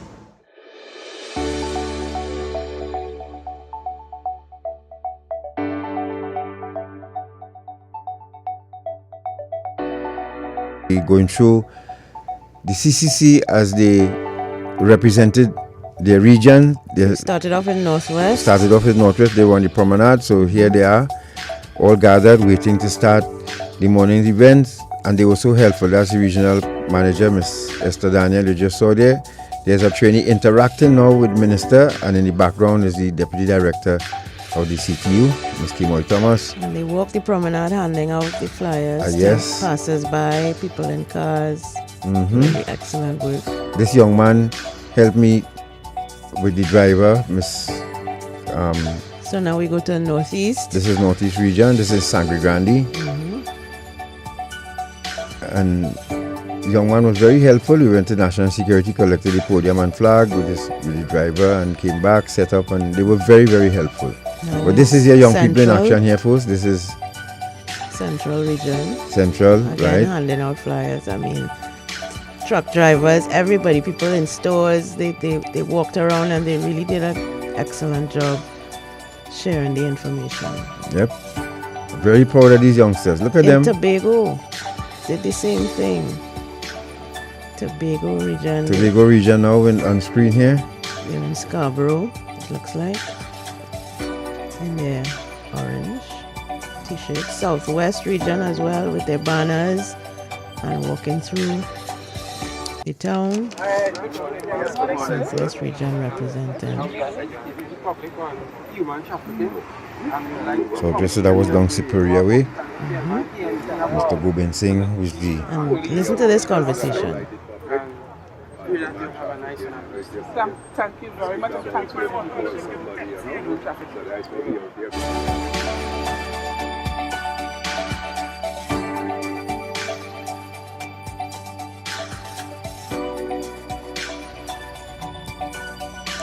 Right, so they even had, conversations with the persons that they handed out to. So now we're looking at North Central. And this is important. This is what I think Garth had envisioned when he came up with this idea that the awareness raising would be youth-led. Again, we're looking at South Central here. Youth-led. So the youth themselves can reach out and be the face of prevention for human trafficking. Yes, because as one texter said, we have to discourage men from purchasing commercial sex. Yeah. So if we could educate every batch of CCC young men about the ills of human trafficking, they may tend to be, because understand, you are taking advantage of someone. And if you pay $500 for a young lady, or $300, she getting about $50 from that, or $100 if so much. And she's being exploited. Why you want to be part of exploiting another human being? Yep. Right? Awesome stuff. I mean, can we give CCC Gary, a round of applause? We need Credits some applause edited by Assistant Team please. Commander Jovan Morris. And we thank the CCC Public Relations and Marketing Department for this wonderful work. Yes. Alison Camillo from North Central, thank you very much for joining us. This is really a wonderful day for us. Now, folks, I had to call out the TV6 last evening, and I was very upset, right? Because we continue to highlight and even the adults failing, not TV alone, even the adults in our society and the people in our society failing these youngsters. Why? Somebody getting a beat on the calves right now. If there was a fight on the promenade yesterday with these youngsters in the bright orange t-shirt, every adult on that promenade would take up the phone, film it, and rest it on social media immediately, even before the news carried it. Correct. But it was all good yesterday, all peace and love. The trainees came out and they did their time, they did their duty. And for some reason that didn't go viral. So I had, after looking at the news last evening, I said, you know what? I said, dear TV6, I'm not in the habit of calling out the media, as I understand how difficult the job of a journalist, cameraman, reporter, etc., is. But this evening, 30 July 2022, I am pissed enough to jump out of my whole self here, cost it what it will. I really no business. No. Just imagine today, that was yesterday, at the outreach program to educate the public on the ills of human trafficking held on the Brian Lara Promenade, you, rightly so, carried a few sound bites from the Minister of National Security, setting the record straight on our country's efforts to fight the ugly trade. Okay? But what else happened? Well, what did we miss? Well, I will explain to you and the public who missed what and who missed the event. What you missed was there among the audience were a dozen or more young men and women between the ages of 16 to 25, dressed in bright orange t-shirts from the Civilian Conservation Corps, playing a very important role at this event. They were there from 7:30 a.m., patiently waited through all the speakers' contributions, then took to the streets handing out booklets with information on human trafficking. Added to which, this information sharing exercise was conducted across 7 regions in Trinidad and 1 in Tobago, a first for Trinidad and Tobago, by the way, with at least 15 trainees each region volunteering their time, marshaled by the staff of the Civilian Conservation Corps, meaning they were not paid to do it. This was their free time on a Saturday. They chose to do something positive to assist their country at elevating its status on the human trafficking watch list. Now, isn't that a story? Or is it I am too daft that I don't know what a great story is? If a fight had broken out among them, that would have been your lead story. If they were drinking alcohol and taking other drugs, that would have been a big story. But they were there in peace and love. They were there playing their part as patriots. So that is a boring news. That is boring news, right? That's not news. You totally missed the fact that this was the Northwest region of the Civilian Conservation Corps. Now, the Northwest region, folks, comprises of trainees from most of the so-called hotspots of our beloved country. This was the time to showcase these residents doing something positive and uplifting. Not one shot of them, not even a few seconds of them working together in peace and harmony and taking on the role as educators on that day. I feel sad for them. I'm sure they all sat in front of their telly waiting to see the news, hoping their friends, families and other young people would see them in action, but it was not to be. These youngsters just can't catch a break. They are more newsworthy when they kill each other, I guess. It's a damn shame that you fail to give the Civilian Conservation Corps a little forward just in case some youngster or parent was watching the news last evening and would have been motivated by what they saw and enroll in the next cycle of the Civilian Conservation Corps. Right now they're recruiting. You could call 625-4222 for more information. I just adding that in this conversation here, but shame on you for this faux pas. Give the youth love when they work for it. That's all I'm saying. Give the youth the forward when they deserve it, because they're from hotspots and they expected of them what? To rub downtown. They didn't do that. They came out and they gave up their time. And why I asked for Mr. Aboud to listen now, you spoke, Mr. Aboud, about the rich people don't come in town, right? Or rich people don't show something to that effect. I see somebody quoting you, I may misquote it, but to the effect that it's only a certain type of people would come downtown, Port of Spain to shop. Well, these are parents of these same youngsters. Have you ever thought about getting businessmen together to help the government fund Civilian Conservation Corps and even MILAT? Forget MILAT, Civilian Conservation Corps. Did you ever thought of it? Let's say you get about 10 businessmen and they pledge to contribute $50,000 a year to CCC or every cycle. You all could afford it, you know that, right? So you ever thought of that? And coming out of that, CCC could start a sporting program. Because as you notice, our sportsmen and women on the international stage depleting with every game. Thank God for Nicholas Paul. Now you tell me, in all 8 regions of CCC, we cannot find a long jumper, a shot putter, a high jumper, a cyclist or 2, netball. Look, netball going on in the Commonwealth Games. We not represented. And we had #1 position on the netball world ranking at one time. But to just to stick in on behalf of media personnel worldwide, there's a lot that didn't happen in terms of the media's coverage of that event. And I hope you bear that in mind, because in as much as, yes, it's not newsworthy, it may not have seemed to be newsworthy, but there was a lot of other things that could have happened and should have happened behind the scenes to ensure that the cameramen who were there got the footage that they needed in order to create that story. So I agree with you. Yes, we should have seen more than just the minister speaking on the news, but there's more to that. There's more in that mortar than the pestle. Really? I just wanted to stick that in. Yes. Okay. Yes. All right. Fine. If you say so, which means that what you're saying that the comms unit should have prepared a package for the media, informing them what was going down. Somebody could have been there to guide them accordingly, who to speak to and what footage to get, so that when that tape goes back to the station, whoever the reporter is putting it together would have a little more context and not just focus on. You giving them a window to jump through, Natasha.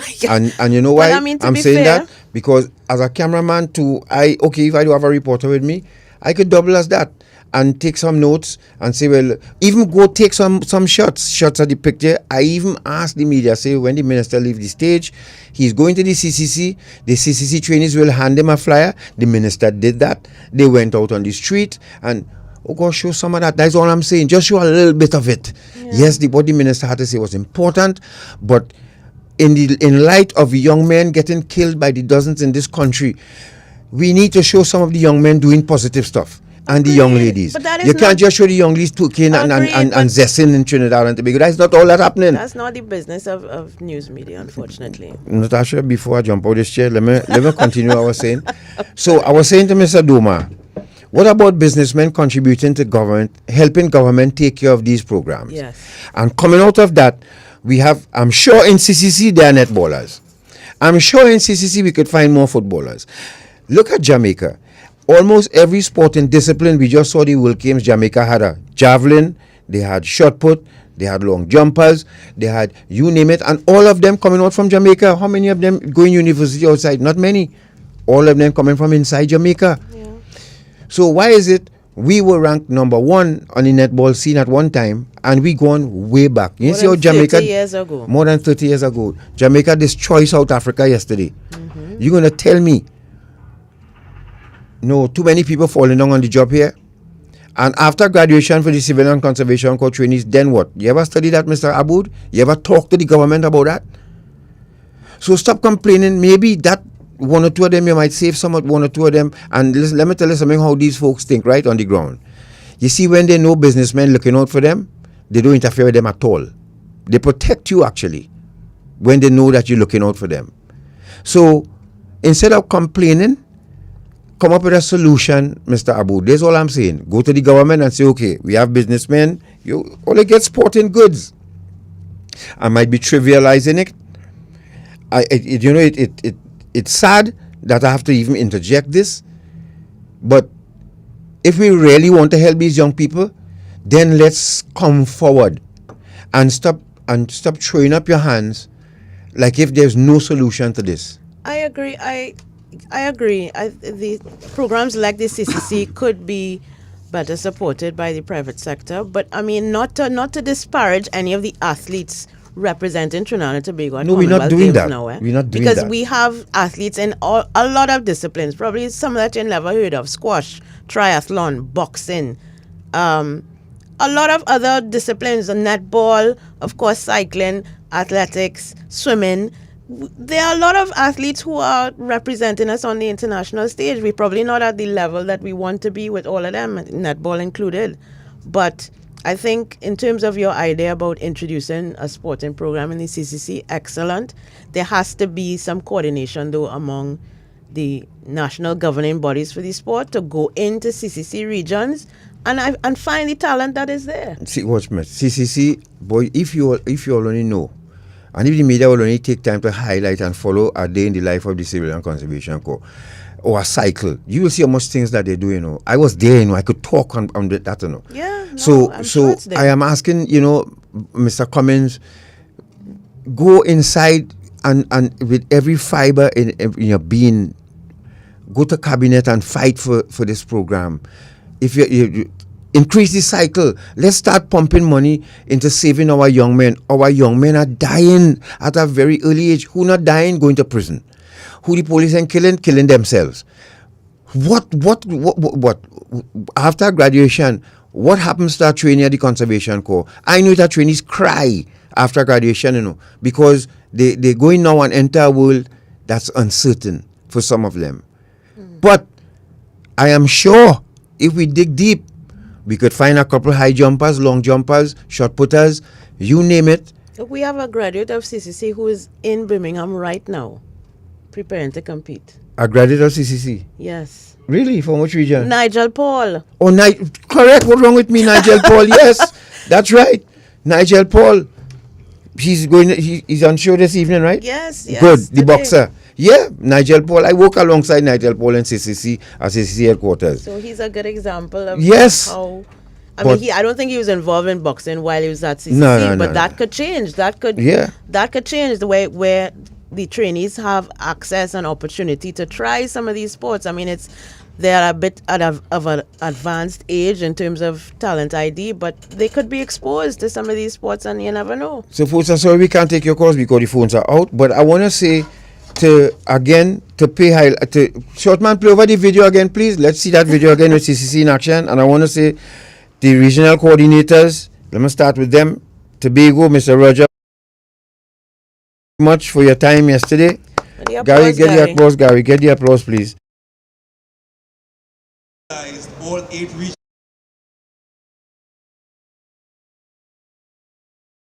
Right? North Central, Mr. Mark Huggins. Just now, pause short, man. Let me just call the regional coordinators. Southwest region, Mr. Errol Lee. South Central, Dexter Kwashi. Southeast, Ronald Gillard. And Central, Stuart Charles. For all your time yesterday and coordinating this event and making sure it happens simultaneously. Go to the video now, short man, and I'll go to the RMs afterwards. So let's go. Cummings. We stand proudly. We need to do more for these trainees. We need to do more for this organization called Civilian Contribution Corps. It's an institution now. All right? Let's look at the video. To share this message of the scourge of human trafficking.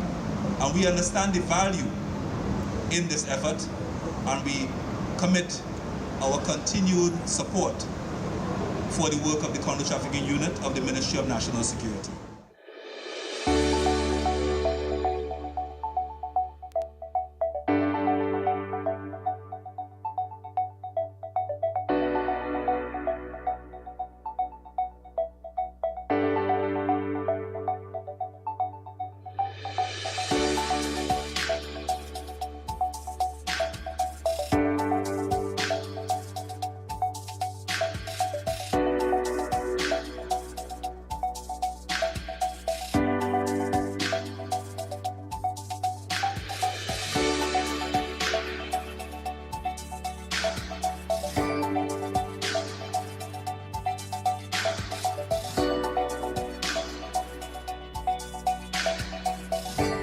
Yeah, well, as for those of you on radio, what we're showing here is a video of the Civilian Conservation Corps trainees giving out. This is Northeast region on screen here now. The event yesterday was coordinated in a way, folks, that all 8 regions would come out and share flyers at the same time after the minister spoke, and that young lady who had some difficulty rendering her number, but the plan was right after that.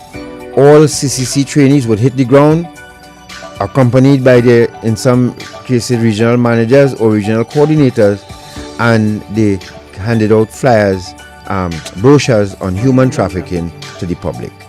Those who could identify as victims and advise if you are, and to prevent yourself from getting trafficked. All of these things the trainees did on Saturday, their free time, because they didn't get paid for it, and they came out and worked hard. And we want to thank them for that wholeheartedly. Listen to this conversation here. This is a young man explaining to a member of the public what they're doing. Thank you very much. Thank you for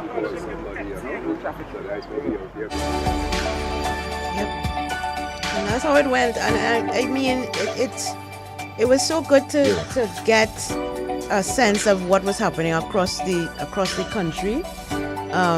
Because it didn't just happen in Port of Spain. Of course, Port of Spain is the capital, so we had to, do it big there. But it's very significant that this took place at the same time, across the country, by these young people. Yes, first time that happened in Trinidad and Tobago. So this was Trinidad and Tobago's contribution to the observance of the World Day Against Trafficking in Persons.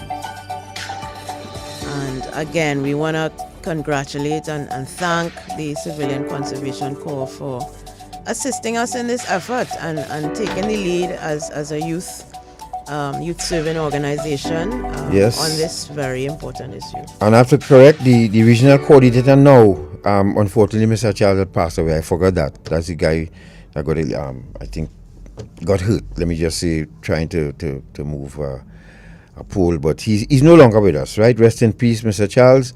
And the coordinator now is my batch, Peter Holder. So that's the regional coordinator for Central Region. So once again, Roger Legal, Troy Miller, Mark Huggins, Ernest Williams, Errol Lee, Dexter Quashie, Ronald Gillard, Peter Holder, thank you all very much for your time yesterday. I know it's a thankless job you're doing at the Civilian Conservation Corps, but nevertheless, it has to be done to save our youth. The RMs, Esther Daniel, Northwest, Anne-Marie, North Central, Anne-Marie Daniel, Wayne McPherson, Northeast, Lydia Rose Millett, Central, Sean John, Southeast, Glenn Wiggins, South Central, Shashri Gobind Singh, Southwest, and Lyndon Blake in Tobago. Thank all of you for your time yesterday and continue and keep up your hard work with the youth of our nation. As I said, it's a thankless job, but when they graduate, you see the joy in their eyes and heart, and it's worth it. And also we thank, look at them, Minister of National Security Fitzgerald Hines, P.S. Gary Joseph, CTU Deputy Director Kimoy Thomas and the CTU team, Major David Benjamin, Ms. Jewel Ali and Ms. Haynes from the International Organization for Migration, who provided the brochures and drove the length and breadth of Trinidad and Tobago Friday night to make sure every region had their flyers. Corporal Stevens from the AV unit, TTPS, Ministry of Labor, and not to forget Parvati Hazel and the Comms unit, and also the National Task Force Against Trafficking in Persons, Terrians, Rabia Khan, Michelle Darkyle, and Patricia Campbell. And Natasha, that banner you saw there, Natasha designed that, among other things. Natasha Nunez, right here. I don't know task force, but I'm still pulling my weight. Yes, right? She did. And folks, and once again, we say happy birthday to Natasha. Those of you on Facebook with all your comments, we thank you very much for sharing your time with us and spending your time with us this morning. It was a wonderful educational journy. Yes, thank you so much. Well, we'll see. I don't know what the husband have planned, but I'm hoping for the best. She hoping for the best. It's always a blessing to have a birthday before emancipation, though. I have to say, before a holiday and a significant holiday as Emancipation Day. So, Trinidad and Tobago, please enjoy your holiday tomorrow. And yes. And next week, please, God, I'll just give you a hint. Code 727. Code 727. Part 1 and Part 2. From next Sunday, the month of August, we pay tribute to the different arms of the protective services, the protective service we pay tribute to, and we start with Code 727, a documentary about the police and the time that what they experienced. Folks, you wouldn't believe the story. You all need to hear it. You all need to see it. Officers who were actually involved. You know, that running joke that it has in society that police officers just took their clothes off and disappeared and, they did nothing to protect this nation. Well, after seeing that documentary, I too was a changed citizen. And, quickly said, apart from the officers who lost their lives, our fortress, our home, our headquarters on the corner of St. Vincent and Sackville Street, Port-au-Prince was burnt. Until now, history has all but forgotten us. And in some hush corners, our stories remembered only as a passing joke.